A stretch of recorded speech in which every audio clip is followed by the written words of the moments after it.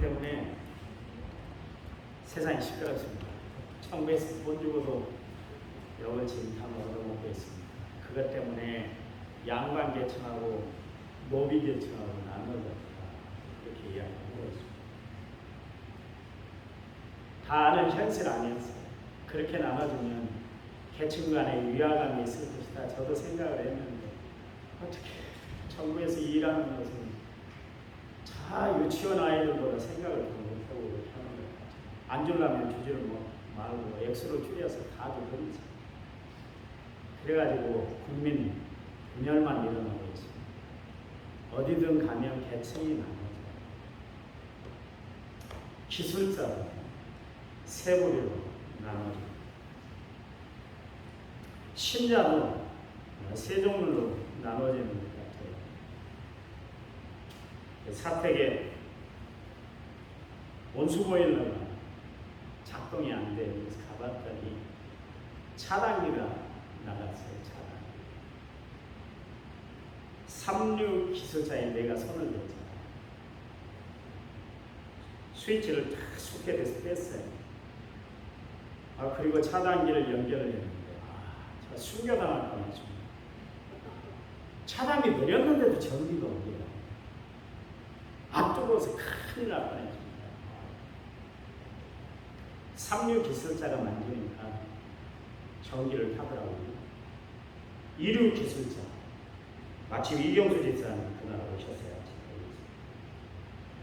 집사님, 이 차단기가 나갔는데 전기를 엄청 세게 받았는데 집사님이 좀 고쳐주세요. 그랬어요. 목사님, 저 전기 전공 아닌데. 일단은 목사님 저 고쳐보기는 했는데요. 저 본 계기판에 가서 전기를 다 셧다운 시켜주세요. 그리고 전기를 연결했습니다. 근데 이게 또 나갔어요. 이게 이제 차단기가 문제가 있었어요. 전혀 안 돼서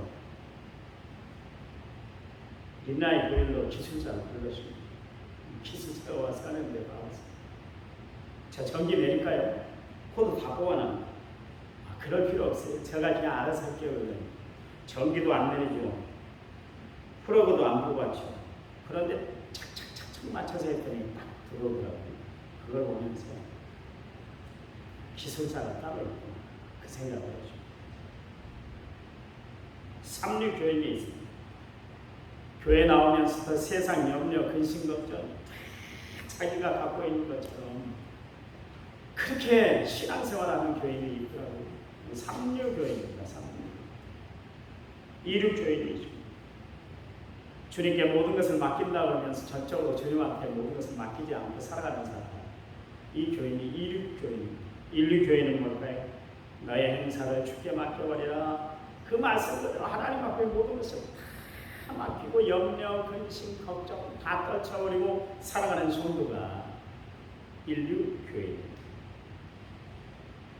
옆분하고 인사하는데 우리 1류 교인이 됩시다. 인사하시기 바랍니다.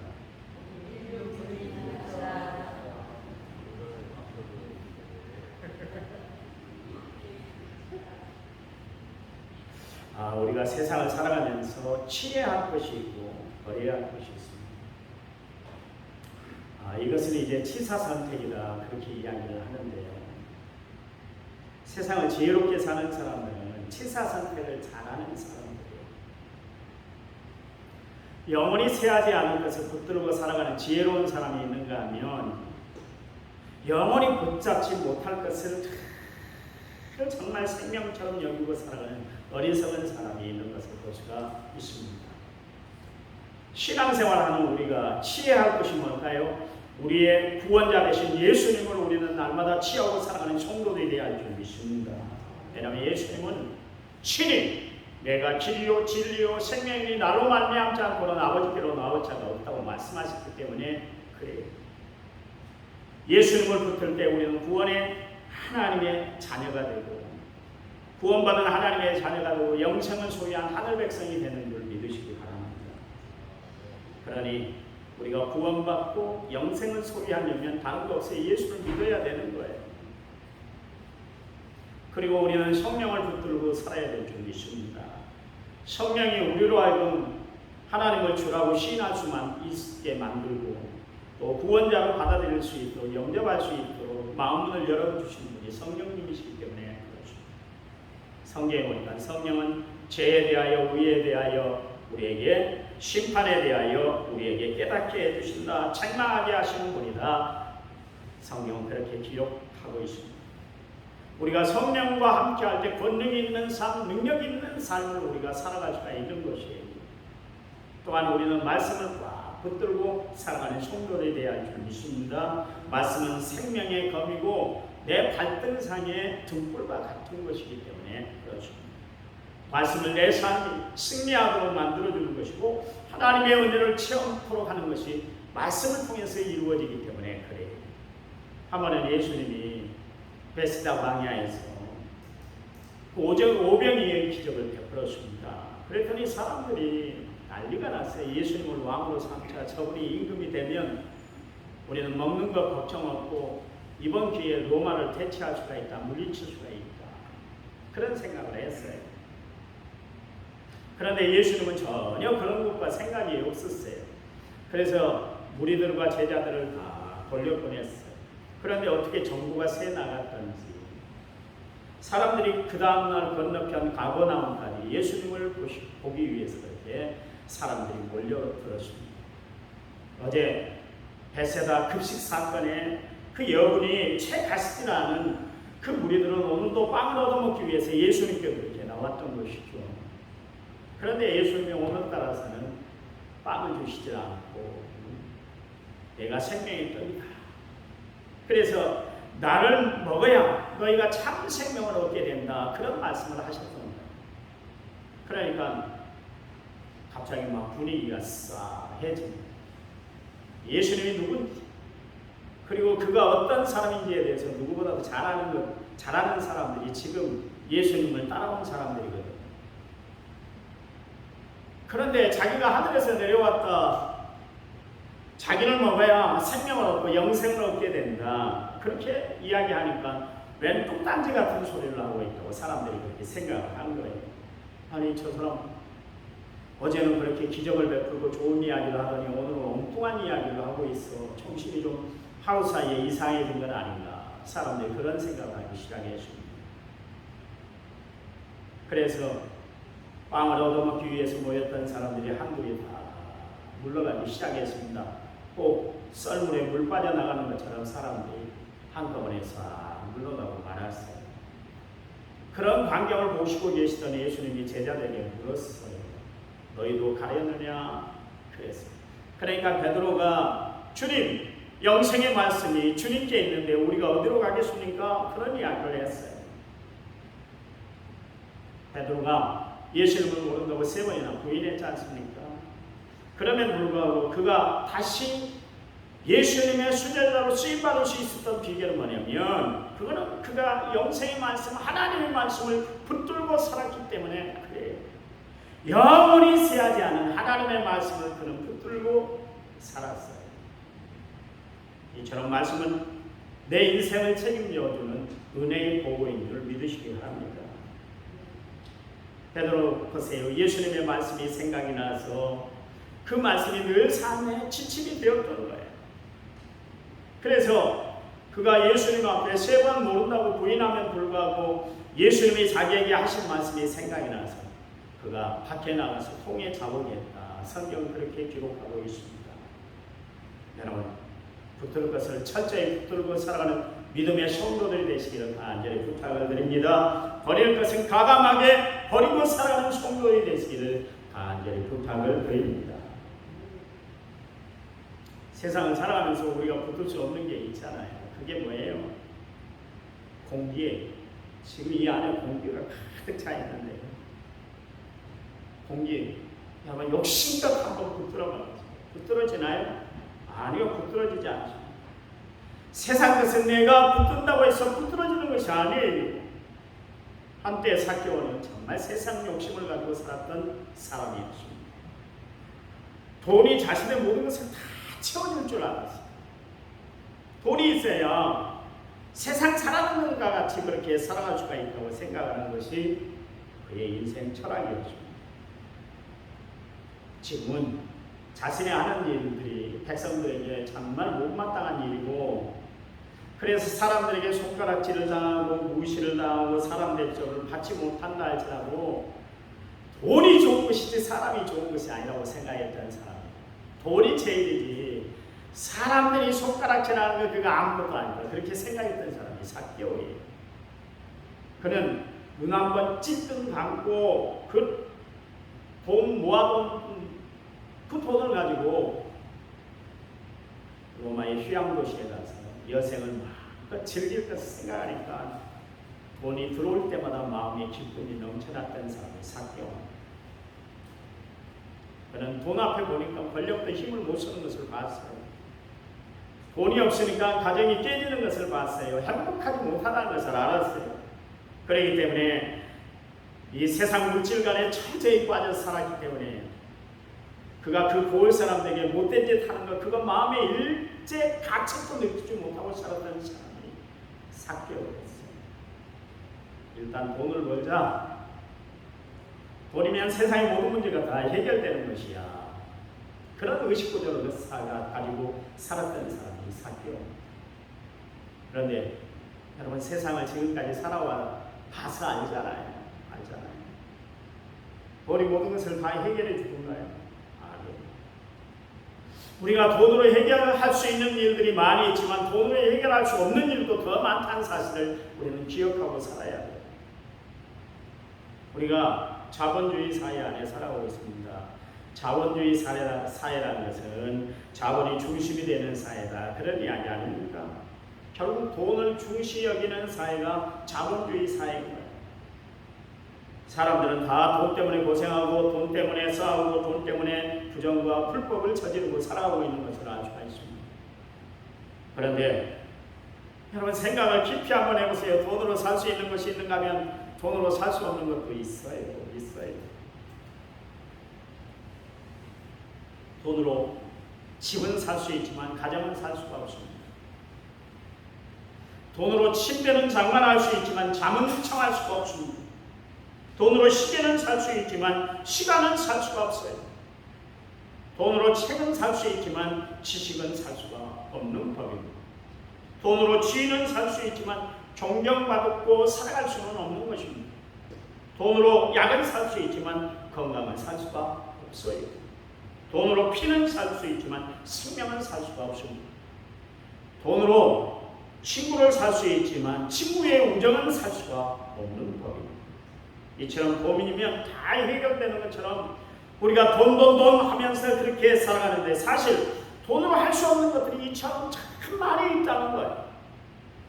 특별히 하나님의 선물을 돈으로 살 수가 없습니다. 하나님이 우리에게 주신 선물이 세 가지가 있는데 첫 번째는 믿음이에요. 믿음은 순전히 하나님이 주신 거룩한 은혜이기 때문에 이것은 돈으로 살 수가 없는 거예요. 돈으로 취급이 안 돼요. 돈으로 바꿀 수가 없는 거예요. 두 번째는 구원입니다. 돈으로 천국 가고 돈으로 구원받을 길이 없습니다. 절대로 불가능하죠. 세 번째는 성령이에요. 사마리아 성에 살고 있던 시몬이라는 마술사가 있었는데요. 필립 지사가 다니는 동안에 그를 통해서 많은 표적들이 나타났거든요. 사도행전 8장 말씀에 8장 7절 말씀에 많은 사람에게 붙었던 더러운 귀신들이 크게 소리 지르며 나가고 또 많은 중풍병자와 못 걷는 사람이 나왔다는 것입니다. 마술사 시몬이 이 필립 지사에게 안수를 받았어요. 그리고 그를 따라다닙니다. 예수 믿으려고 따라다니는 것이 아니라 그의 능력을 좀 받아서 자기도 능력을 해보고 싶어서 그랬던 것이죠. 한 번은 그 마을에 베드로와 요한이 찾아왔습니다. 그런데 이 두 사도가 사람들에게 안수할 때마다 막 성령이 강하게 임하는 거예요. 그래서 마술사 시몬이 베드로에게 요청을 했습니다. 이 권능을 내게도 주어서 내가 안수하는 사람들도 다 성령 받게 해주세요. 그렇게 이야기를 했어요. 그러면서 그가 돈을 주겠습니다. 돈으로 거래하려고 했어요. 그랬더니 베드로가 그런 이야기를 해줘. 내가 하나님의 선물을 돈 주고 살 줄로 생각하였으니 내가 은과 함께 망할 것이다. 그렇게 이야기를 했습니다. 성도 여러분, 우리가 돈으로 믿음을, 구원을, 성령을 살 수가 없어요.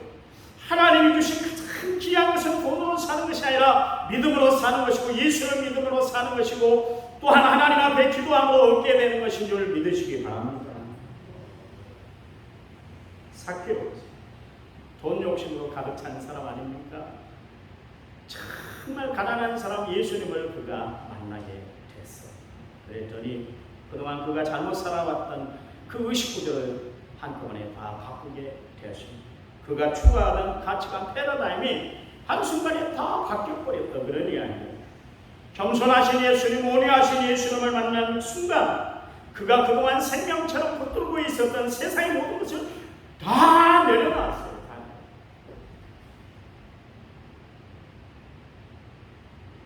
자기 집에 예수님 신방을 받았죠. 예수님이 오늘 내 집에 유하여야 되겠다, 거하여야 되겠다, 신방 가야 되겠다 그렇게 말씀할 때 삭개오가 예수님 그렇게 하시죠. 그리고 예수님을 맞아들였어요. 그때 그가 예수님 앞에 이런 고백을 드렸어요. 예수님, 내 소유의 절반을 가난한 사람들에게 나눠주겠습니다. 그리고 만약 누구 것을 내가 강제로 이렇게 빼앗은 일이 있으면 제가 4배로 갚아드리겠습니다. 그렇게 이야기했어요. 그러니까 무슨 이야기야? 자기의 전 재산을 주님 앞에 다 내놓겠다 그런 이야기. 자신은 예수님 때문에 빈털터리가 되어도 좋다는 그런 이야기. 이제 예수님 믿음으로 말미암아 오늘부터 나는 세상 욕심을 다 내려놓습니다. 그런 이야기. 여러분 이게 믿음의 사람, 변화된 하나님의 사람의 모습이어야 됩니다. 여러분 예수님 때문에 자신을 내려놓고 살아갈 줄 아는 사람, 그 사람들이 바로 예수 믿는 사람이에요. 여러분 욕심 부릴 것 다 부리고 가질 것 다 가지고 쓸 것 다 쓰고 어떻게 주를 위해서 헌신해요? 욕심 부리면 살지 마세요. 여러분이 예수님 만난 기쁨을 여러분 아시나요? 저는 예수를 만난 순간 저의 삶, 저의 인생의 반 미쳐버렸던 겁니다. 미쳤다는 이야기는 좋은 거 아닙니다. 귀신 들렸다는 이야기입니다. 아마 내가 너무나 황홀했던 겁니다. 얼마나 감사하던지 나 같은 사람에게도 이렇게 은혜를 베푸시구나 그렇게 생각하니까 온통 감사와 감격뿐이었어요. 그때 제가 결심을 했죠. 내가 세상 길을 걸어가지 아니하고 주의 길을 걸어가겠습니다. 사명의 길을 걸어가겠습니다. 그때 내가 결심을 하게 됐어요. 이 기쁨과 이 은혜가 여러분에게도 함께 넘쳐나시기를 간절히 부탁을 드립니다. 예수 믿는 사람들에게 항상 있어야 할 것이 있습니다. 그것은 바로 감사예요. 우리 남원성결교회 모든 성도들은 항상 감사하며 살아가는 성도들이 되시기 바랍니다. 바울은 자신을 들어서 사용하신 하나님의 은혜가 너무나 감사했어요. 왜냐하면 천사들도 살펴보기를 원하는 그 귀한 복음을 자신의 손에 딱 들려주신 하나님의 은혜가 너무나 감사했어요. 그래서 바울은 주의 일들을 감당하면서 한 번도 짜증낸 일이 없어요. 한 번도 원망불평한 적이 없어요. 늘 기쁨으로 그는 사역을 감당하고 사명을 이루어나갔던 것을 알 수가 있습니다. 빌립보서 1장 3절 말씀에 빌립보 교회를 향해서 이야기를 하는데 내가 너희를 생각할 때마다 너희 하나님께 감사한다. 그 바울이 우리에게 권면하기를 여러분은 또한 감사하는 자가 되십시오. 그랬어요. 이야기합니다. 여러분 마음의 원망 불평 다 털어놓으세요. 뭐하려고 예수 믿어요? 원망 불평을 그 같으면 예수 믿지 마세요. 예수 믿지 마요. 원망 불평으로 살아요. 그런 모습으로 어떻게 천국 가겠어요? 못마땅한 것이 있죠. 남편이 100% 마음에 들던가요? 아내가 마음에 들던가요? 자식들이 마음에 들던가요? 하나님 주신 선물인 줄 알고 귀중히 여기고 살아가는 것이 중요한 것이지 그것 때문에 원망불평하지 마세요. 감사해요. 골로새 4장 2절 말씀에 감사함으로 깨어있으라 그렇게 이야기하고 있습니다. 감사야말로 사울을 바울되게 해준 것을 알 수가 있어요. 저희 고향교회 권사님이 계시는데 지금은 서울에서 생활합니다. 서울 대신 선결교회에서 신앙생활하고 계십니다. 그 권사님의 신앙생활이 저 청년 때 얼마나 감동을 줬는지 아마 하나님이 그 권사님을 만나게 한 것은 그 권사님을 통해서 신앙생활에 이렇게 하는 거야. 기도는 이렇게 하는 거야. 그걸 본을 보여주신 권사님이셨어요. 교회에서 나올 때 기도할 때마다 항상 2-3시간씩 기도하세요. 그러면 한 30분은 계속 하나님 감사해요. 그 권사님은 감사할 조건이 없는, 내가 알아요. 그 집 형편을 아는, 감사할 조건이 없는. 그런데도 불구하고 항상 감사했어요. 그분이 감사한 이유는 뭘까요? 지금은 비록 감당하기 어려운 고난이 있지만 고난 중에도 하나님은 분명히 이겨내게 하실 것이고, 또한 하나님이 이렇게 고난 중에도 사랑하게 하시니 그게 감사하다는 표현 아니겠어요? 그 하나님이 분명 기도대로 응답을 베풀어 주셔서 모든 일에 합력하여 선을 이루어 주실 줄 알았기 때문에 그런 감사가 튀어나온 거예요. 그 권사님이야말로 감사의 신앙이었어요. 마치 다니엘과 같은 신앙이죠. 여러분, 다니엘은 사자굴에 떨어짐에도 불구하고 하나님 앞에 기도할 때 감사하고 기도했어요. 감사를 잃어버리지는 않았다 그런 이야기. 다니엘이 사자굴에서 건짐을 받을 수 있었던 비결은 뭐냐면 다니엘의 감사의 신앙이 있었다는 것을 우리는 엿볼 수가 있습니다. 지금 힘들지 않은 사람이 없어요. 다 어렵다 그래요. 다 힘들다. 그러나 이런 상황 가운데서도 여러분 감사하시기 바랍니다. 하나님 우리에게 말씀하셔서 사람이 무엇으로 심든지 그대로 거둔다 그랬잖아요. 우리가 감사를 심으면 하나님은 더 많은 감사의 조건을 우리에게 허락해 주실 줄 믿으시기 바랍니다. 성경이 말씀하고 있잖아요. 감사함으로 받으면 버릴 것이 없다 그랬어요. 하나님이 하신 모든 일을 감사함으로 받으면 하나님은 우리의 모든 일에 합력하여 선을 이루어 주실 것을 반드시 믿고 살아가는 성도들이 되시기를 간절한 마음으로 부탁을 드립니다. 시편 기자는 뭐라고 그랬어요? 감사함으로 그문에 들어간다고 그랬어요. 천국 백성들은 이 땅에 어떻게 살아야 될까요? 감사하며 살아가는 사람들이요. 여러분 언제나 항상 어디서든지 감사하며 살아가는 성도들이 되시기를 간절히 부탁을 드립니다. 그렇다면 우리가 세상을 살아가면서 버려야 할 것이 뭘까요? 아까 제가 말씀드렸잖아요. 성경이 우리에게 경고하고 있는데 욕심이 잉태한 육 죄를 낳고 죄가 장성한 육 사망을 낳는다. 그랬어요. 욕심은 인간을 타락하게 만들어요. 최초의 인간은 아담이 에덴 생활을 하면서 에덴에 생활하면서 에덴 동산에 생활하면서 모든 것을 다 누리고 살았잖아요. 하나님이 하나를 금하셨어요. 그것은 뭐예요? 선악을 알게 하는 나무의 실과를 따먹지 마라. 그랬어요. 그런데 하나님이 금하신 선악과를 아담과 하와가 따먹고 말았습니다. 이유가 뭡니까? 아담이 하나님과 같이 되면 욕심이 작동을 했기 때문에 그렇죠. 아담의 사건을 통해서 우리가 깨닫는 것이 뭡니까? 인간은 욕심이 끝이 없다는 거예요. 끝이 없어요. 끝이 없어요. 그 인간의 욕심이 결국 하나님과의 관계를 끊게 만들고 에덴 동산에서 쫓겨나는 비극의 현장이 되고 말았다는 것을 알 수가 있습니다. 이처럼 과한 인간의 욕심은 사람을 추하게 만들어요. 여러분 정치하는 사람들을 보세요. 그 사람들을 못 배웠습니까? 대부분 한 50%는 서울대학 나오는 것 같아요. 우리나라 최고 학부 아니에요. 머리 좋다는 사람들 아니에요. 브레인들 아니에요. 그들이 돈이 없습니까? 그렇다고 해서 명예가 없고 권세가 없고.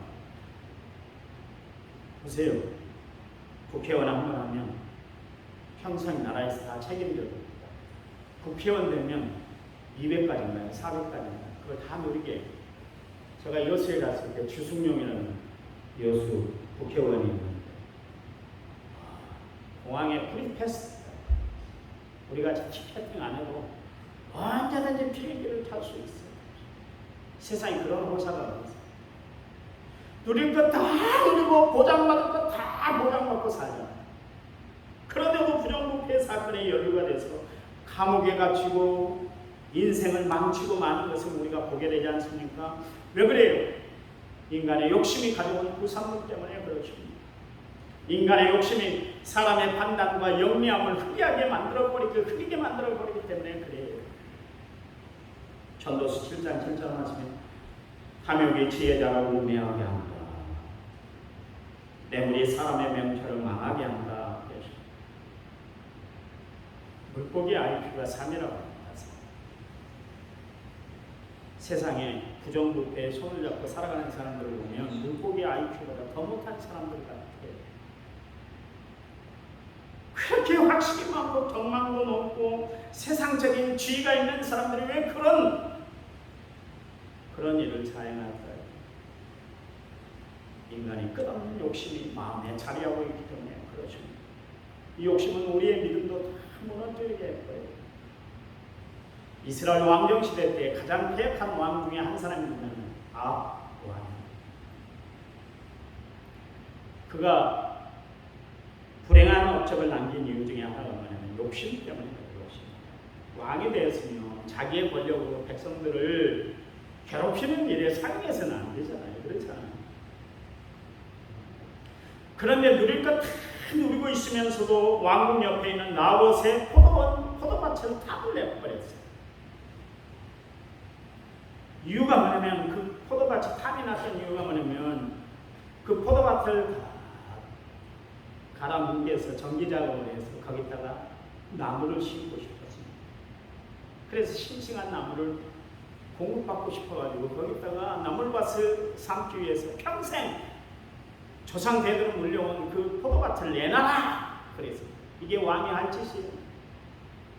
세상에 이런 왕이 어디 있습니까? 그럼 한번 생각을 해보세요. 온 백성들과 신하들이 매일 좋은 채소, 싱싱한 채소 그거 다 공급해 줄 텐데 그것이 양이 차지 않아서 이런 과한 욕심을 부렸다 그러냐. 결국 나봇을 죽여서라도 자기의 욕심을 채렸던 사람이 아합이었던 사람이 있습니다. 이처럼 욕심이라는 것은 사람을 추하게 만들고 또한 어리석은 존재가 되도록 만듭니다. 여러분 광야 생활 중에 이스라엘 백성들을 보세요. 매일 만나를 먹었어요. 얼마나 감사해요. 그런데 어느덧 먹다 보니까 실증이 나기 시작했습니다. 그래서 우리가 정력이 떨어졌다. 힘을 제대로 못 쓰고 우리가 살아가고 있다. 그 일로 모세에게 대접을 했습니다. 그리고 하나님을 향해서 대항을 했어요. 그러자 하나님이 그들 진영에 외출하게 때를 올려오게 했습니다. 하나님께서 이스라엘 백성들에게 이 외출하기를 내려준 때가 언제냐면 출애굽 제2년 2월 20일 그 시내를 광야를 출발해서 기브롯 핫다에 이르렀을 때 이런 사건이 벌어졌어요. 저들에게 주님이 말씀하시잖아요. 내가 이스라엘 진영에 외출하기 때를 보낼 테니까 너희들은 하루에 한 호멜씩만 거두어들여라. 그리고 안식일 전날에는 2 호멜씩 거두어라. 그런데 저들이 얼마나 욕심이 사나웠던지 그날 한 거둔 배출하기가 가장 적게 거둔 사람이 10호멜이었다. 그러냐. 하나님은 한 가마니만 거둬들여 그랬는데 10가마씩 거둬들였다. 그러냐. 그들은 욕심이 목구멍까지 차올랐다. 그러냐. 아니죠. 그때 하나님이 그들에게 진노해 주셔서 그들을 하나님이 죽이셨어요. 그래서 그것 이름을 기브롯 핫다아라 그렇게 명하게 했어요. 탐욕의 무덤이다 그런 뜻이에요. 여러분 욕심은 결국 탐욕의 무덤을 쌓는 것이나 마찬가지다 그런 게 아니죠. 성도 여러분 성경의 말씀이 얼마나 진리인지 모르겠습니다. 욕심이 잉태한 즉 죄를 낳고 죄가 장성한 즉 사망을 낳는 것이에요. 남은 성결교의 성도는 왜 저 인간 욕심껏 살아? 어떻게 저렇게 욕심? 세상이 저런 인간도 있네. 이런 말 듣지 마세요. 다 양보하고 사세요. 욕심 부리면 얼마나 모르겠어요. 좀 나눠주고 살다.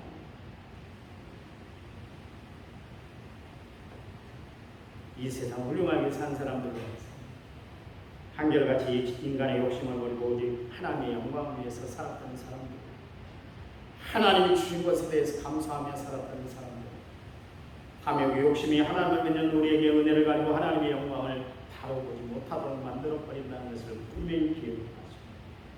여러분 버릴 것 철저히 버리고 취할 것 꽉 붙들고 살아가는 성도들이 되시기 바랍니다. 믿음 붙들고 살아가시기 바랍니다. 내 구원이 흔들리지 않도록 하나님 앞에 꼭 서 있는 성도들이 되시기 바랍니다. 영생을 소유함으로 말미암아 내 장래가 보장된 삶을 살아가는 은혜로운 성도들이 되시기 바랍니다. 그러나 욕심은 버리시기 바랍니다. 날마다 감사하며 살아가시기 바랍니다. 있는 것에 만족을 누리고 살아가는 성도들이 되시기 바랍니다. 그래서 하나님이 원하는 믿음의 삶을 살아가는 은혜로운 성도들이 다 되시기를 간절한 마음으로 부탁을 드립니다. 하나님 감사합니다. 저희들을 통해 이루시고자 하는 하나님의 선한 역사를 이루게 해주시고 세상을 살아가면서 헛된 것에 부유하며 살아가는 저들이 아니라 하나님이 원하는 일에 열심을 내고 하나님이 우리에게 가지게 하신 것 꼭 붙들고 세상 끝날까지 살아가는 저희들 되도록 축복해 주시옵소서. 한 주간 살아갈 때 하나님의 말씀이 기억나게 해 주시옵소서. 감사하며 살아가게 하여 주시옵소서.